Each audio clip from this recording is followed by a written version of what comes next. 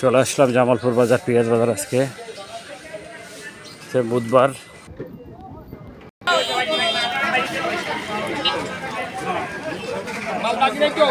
মেয়ে ভাই, পেঁয়াজ কত করে কিনতেছেন?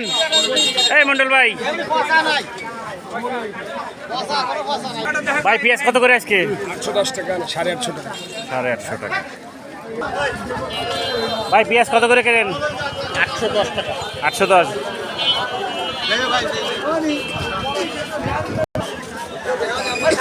পেঁয়াজ আজ কেউ খাইতেছে না, অবস্থা খুবই খারাপ।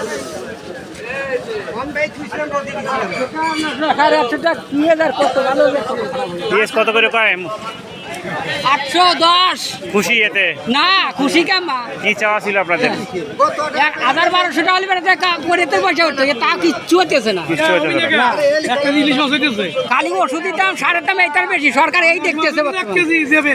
সব দোষটি সরকারের না বেশি লাগানো হয়ে গেছে? বেশি তো লাগানো, তাই এরকম হয় নাকি? পেঁয়াজ কত করে বেচলেন? 800। ভালো লাগছে? এ বুদা বেশি ভালো লাগবে নাকি? তাই আপনি তো কেজি সোনাপুরের মতো বললেন না, ভালো কিছু বলেন। সরকার কি করবি? তার মানুষ পেঁয়াজ লাগাইছে, সরকারে কি করবি? এই কথাটা ভালো লাগছে, আসলে পেঁয়াজ বেশি লাগানো হয়ে গেছে। তাহলে এখন আপনার সংসারে লাগবে 3 কেজি, 10 কেজি, আপনি কি করবেন? ঠিকই আছে, ধন্যবাদ।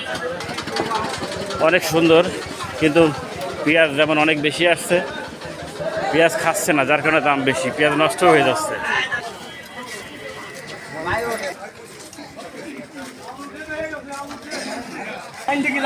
পেঁয়াজ কত করে বেছিলেন? 810 টাকা। কেমন হয়েছে?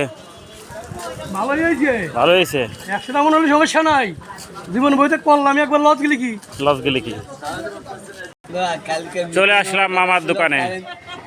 এখন আমাকে মিতিনগর মুদিখানার দোকান প্রত্যেক শুক্রবারে বন্ধ থাকবে, এটা আমি একদম রাজি।